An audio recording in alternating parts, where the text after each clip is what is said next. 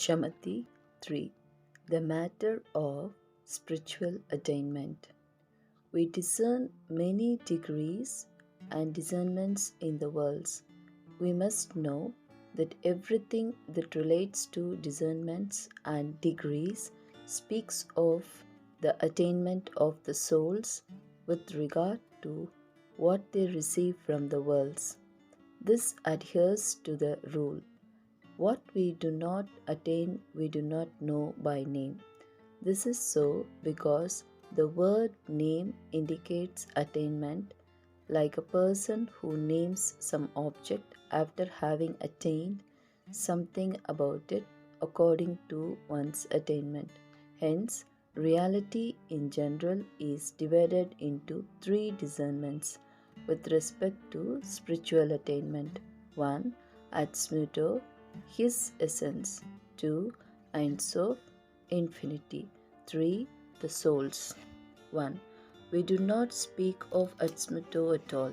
This is because the root and the place of the creatures begin in the thought of creation, where they are incorporated. As it is written, the end of an act is in the preliminary thought. 2.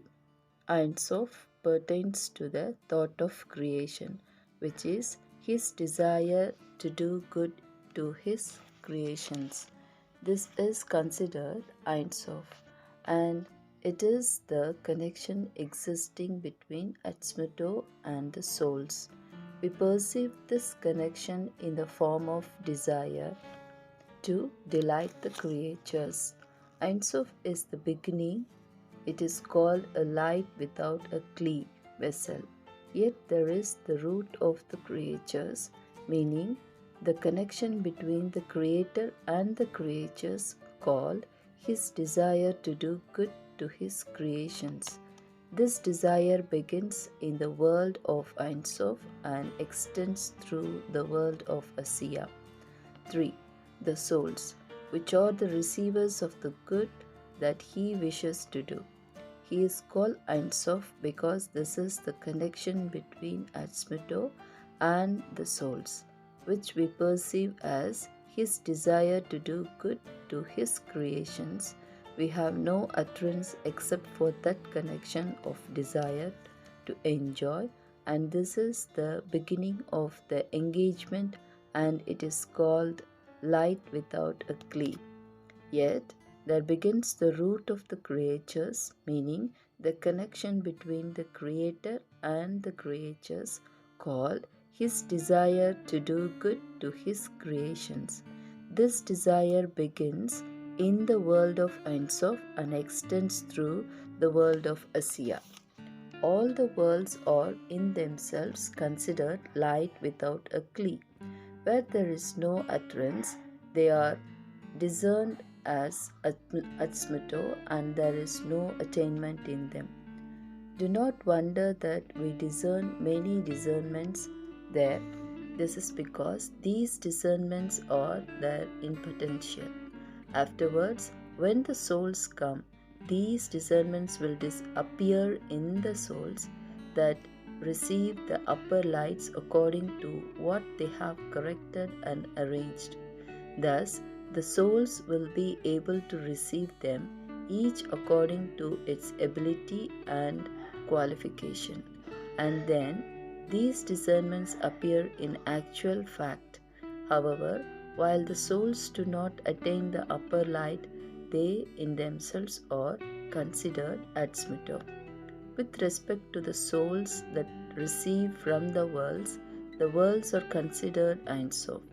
This is because this connection between the worlds and the souls, meaning what the worlds give to the souls, extends from the thought of creation, which is a correlation between the souls and Atzmuto.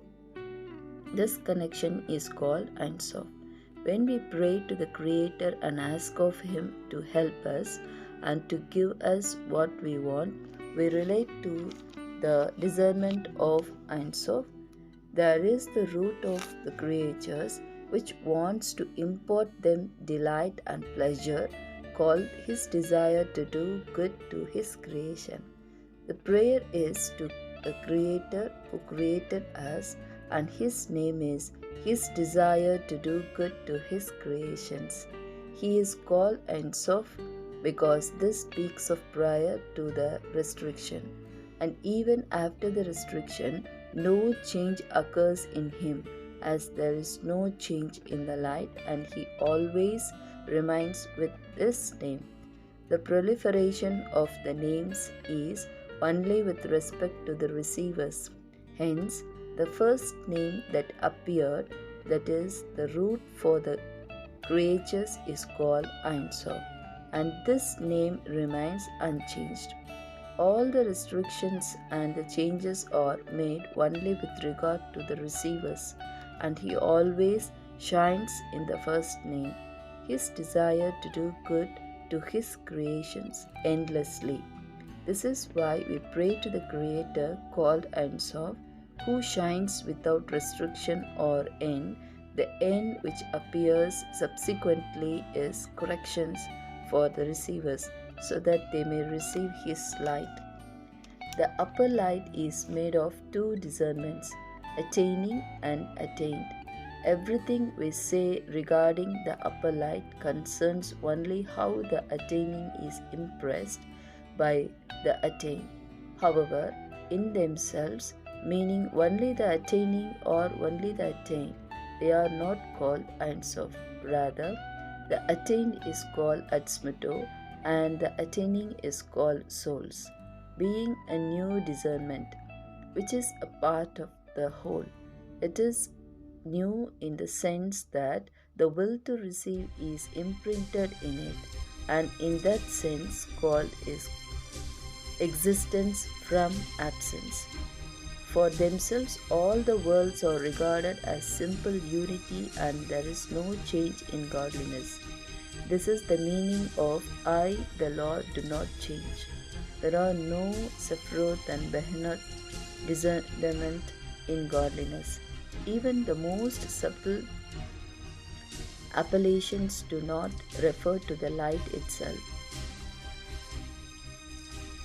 as this is a discernment of Atzmito, where there is no attainment. Rather, all Sephiroth and the discernment speak only of what a person attains in them.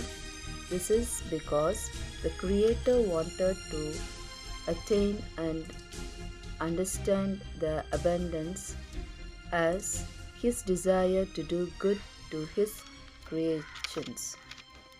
In order for us to attain what he had wanted us to attain and understand as his desire to do good to his creations, he created and imparted us with these senses, and these senses attain their impressions of the upper light. Accordingly, we have been given many discernments, since the general sense is called the will to receive, and is divided into many details according to the measure that the receivers are able to receive. Thus, we find many divisions and details called ascents and descents, expansion and departure, etc. Since the will to receive is called creature and a new discernment, the utterance begins precisely from the place where the will to receive begins to receive impressions.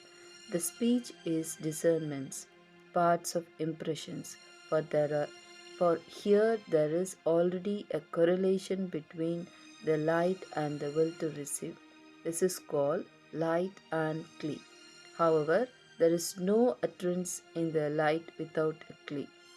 Since a light that is not attained by the receiver is considered atzmito, where the utterance is forbidden since it is unattainable, and how can we name what we do not attain? From this, we learn that when we pray for the Creator to send us salvation, cure, and so on, there are two things we should distinguish. One, the Creator. Two, that which extends from Him. In the first discernment considered as Smito, the utterance is forbidden. as we have said above, in the second discernment, that which extends from him, which is considered the light that expands into our kelim, meaning into our will to receive, that is what we call Ein Sof. This is the connection of the Creator with the creatures, being his desire to do good to his creations. The will to receive is regarded as the expanding light that finally reaches the will to receive. When the will to receive receives the expanding light is then called Ein Sof.